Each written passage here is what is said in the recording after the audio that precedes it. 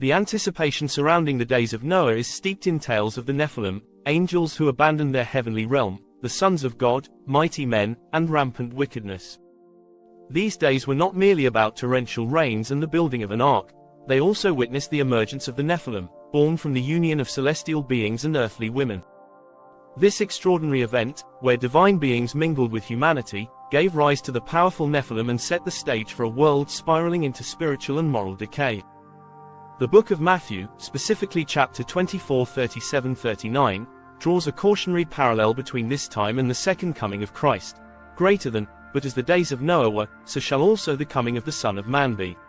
For as in the days that were before the flood, they were eating and drinking, marrying and giving in marriage, until the day that Noah entered into the ark, and knew not until the flood came and took them all away, so shall also the coming of the Son of Man be. This passage has been the subject of numerous interpretations and debates among theologians and Bible scholars. After analyzing these various interpretations, I've concluded that many, if not all, can be valid simultaneously. Different interpretations can coexist without negating one another. In this sermon, I will present these different interpretations and explore their implications for our world today. Interpretation 1. The suddenness of judgment. This interpretation emphasizes the sudden and unexpected nature of divine judgment.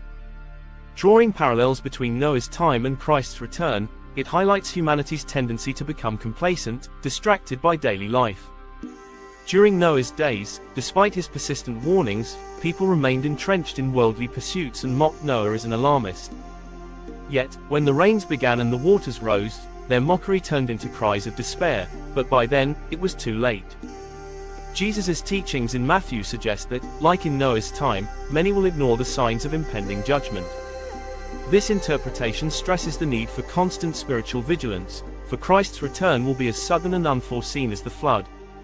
Interpretation 2. The rise of demonic activity. This interpretation focuses on the Nephilim and the demonic influences that contributed to the world's wickedness before the flood. Genesis chapter 6 verse 1-4 describes how the sons of God, often interpreted as fallen angels, took human wives, producing a hybrid race, the Nephilim. This alarming union and rise of evil prompted God's intervention with the flood. Proponents of this view suggest that, just as there was an increase in demonic activity before the flood, the end times will see a similar surge in demonic influences. Scripture such as 1 Timothy chapter 4 verse 1 warns of people being led astray by seducing spirits. Today, evidence of this increase in demonic activity can be seen in cultural institutions, media, and personal encounters with the supernatural. This interpretation draws attention to the spiritual warfare taking place in our world and the need for believers to remain spiritually aware. Interpretation 3. The literal historical comparison. This interpretation sees a direct comparison between the world of Noah and the end times. During Noah's time, humanity had reached a level of moral decay where every thought and intention was evil. The earth was filled with violence and corruption, prompting God's judgment. Jesus, in his profound wisdom, points to this era as a reflection of the state of humanity before his return. Today, as we witness moral decline in society, it is easy to see the parallels. The sacredness of life, marriage, and truth is eroding, replaced by self-gratification and disregard for God. Just as in Noah's time, the end times will be characterized by profound moral and spiritual decay. However, despite this bleak picture, a faithful remnant, like Noah, will persist, holding on to righteousness and serving as a beacon of God's grace.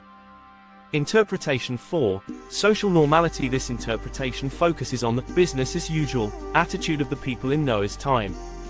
Jesus emphasizes that people were eating, drinking, marrying, and living their lives without a care, right up until the flood swept him away. This view suggests that people will be so engrossed in their daily routines and pleasures that they will be blind to the approaching judgment. This interpretation is a sobering reminder that life's normality can be deceiving. People may be spiritually blind, living their lives without realizing how close they are to judgment. Many today are consumed with their pursuits, whether work, relationships, or entertainment, while ignoring the greater spiritual realities at play.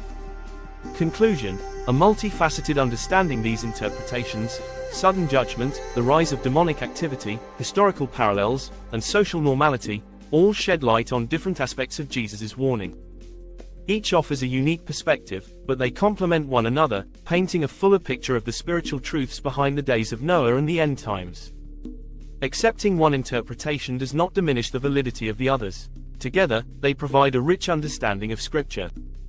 The challenge for us as believers is to remain discerning, aware, and receptive to God's multifaceted messages. In a world that mirrors the days of Noah, we must be vigilant, spiritually prepared, and steadfast in our walk with God, knowing that the fulfillment of these scriptures is imminent. Which interpretation resonates most with you? Share your thoughts below.